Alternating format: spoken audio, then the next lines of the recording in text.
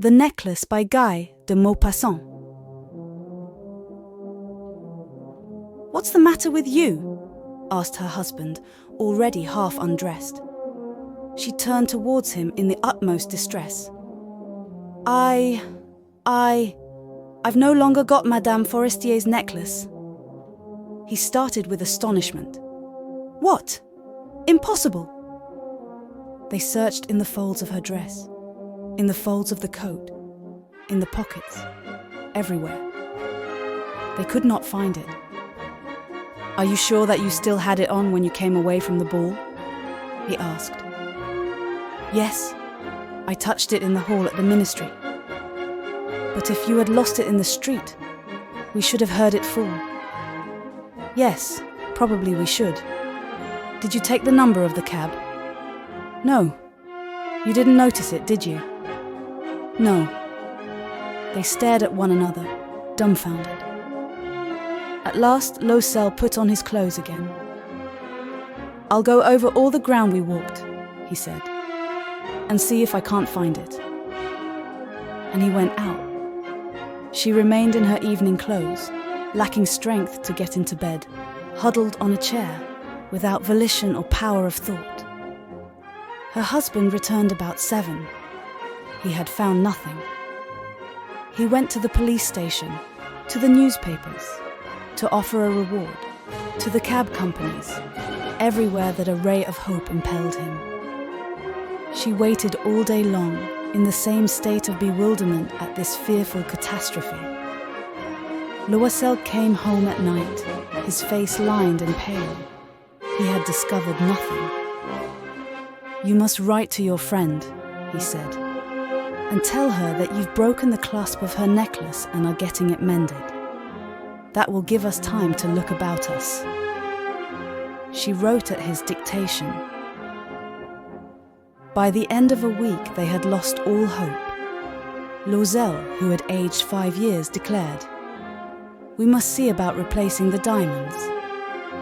Next day they took the box which had held the necklace and went to the jeweller's whose name was inside. He consulted his books.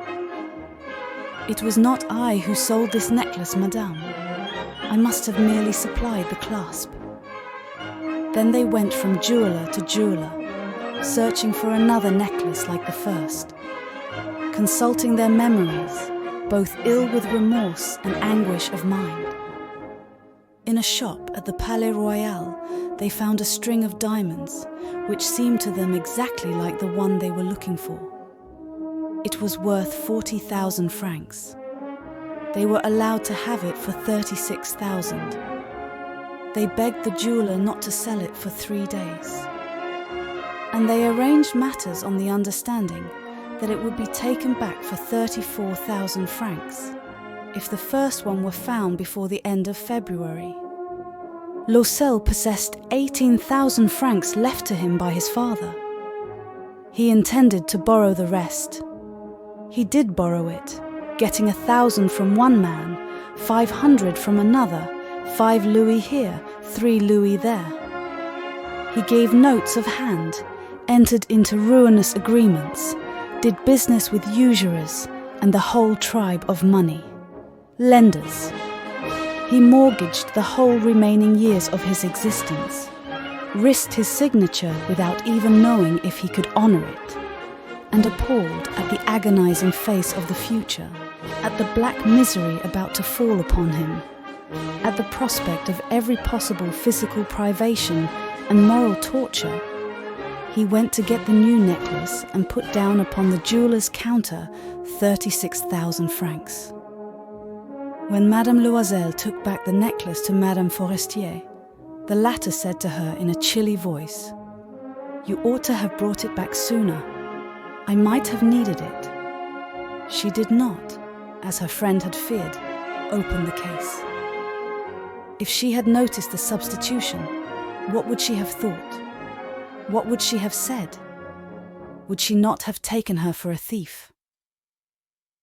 Madame Loisel came to know the ghastly life of abject poverty. From the very first she played her part heroically. This fearful debt must be paid off. She would pay it. The servant was dismissed. They changed their flat. They took a garret under the roof. She came to know the heavy work of the house, the hateful duties of the kitchen. She washed the plates, wearing out her pink nails on the coarse pottery and the bottoms of pans. She washed the dirty linen, the shirts and dishcloths, and hung them out to dry on a string. Every morning she took the dustbin down into the street and carried up the water, stopping on each landing to get her breath. And clad like a poor woman, she went to the fruiterer, to the grocer, to the butcher, a basket on her arm, haggling, insulted, fighting for every wretched halfpenny of her money. Every month, notes had to be paid off, others renewed, time gained. Her husband worked in the evenings at putting straight a merchant's accounts, and often at night he did copying at 2 halfpenny a page. And this life lasted 10 years. At the end of 10 years, everything was paid off. Everything, the usurer's charges, and the accumulation of superimposed interest. Madame Loisel looked old now. She had become like all the other strong, hard, coarse women of poor households. Her hair was badly done. Her skirts were awry. Her hands were red. She spoke in a shrill voice, and the water slopped all over the floor when she scrubbed it. But sometimes, when her husband was at the office, she sat down by the window and thought of that evening long ago, of the ball at which she had been so beautiful and so much admired. What would have happened if she had never lost those jewels? Who knows? Who knows? How strange life is. How fickle. How little is needed to ruin or to save. One Sunday, as she had gone for a walk along the Champs-Élysées to freshen herself after the labours of the week, she caught sight suddenly of a woman who was taking a child out for a walk. It was Madame Forestier, still young, still beautiful, still attractive. Madame Loisel was conscious of some emotion. Should she speak to her? Yes, certainly.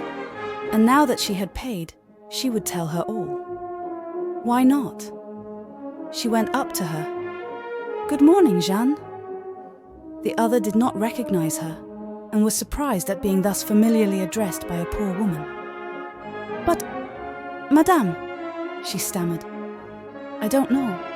You must be making a mistake." "No, I am Mathilde Loisel." Her friend uttered a cry. "Oh, my poor Mathilde, how you have changed." "Yes, I've had some hard times since I saw you last, and many sorrows, and all on your account." "On my account?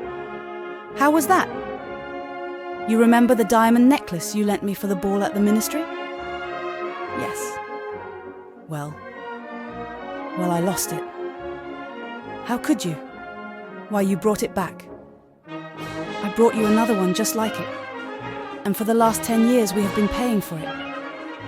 You realize it wasn't easy for us. We had no money." "Well, it's paid for at last, and I'm glad indeed." Madame Forestier had halted. "You say you bought a diamond necklace to replace mine?" "Yes, you hadn't noticed it. They were very much alike." And she smiled in proud and innocent happiness. Madame Forestier, deeply moved, took her 2 hands. "Oh, my poor Mathilde, but mine was imitation. It was worth at the very most 500 francs. And that was all. What do you think of this story? It is said that the main message of the necklace is everyone should be content in life with whatever little that he has. One should live within one's means. But I have to disagree. There's nothing wrong with striving for a better life. Mathilde did not go about it perfectly, but I think her punishment is far too grave, and it is very easy to judge someone from a privileged perspective. For me, the main takeaway is honesty, Do tell me your thoughts in the comments. Thanks for watching. Be sweet and subscribe.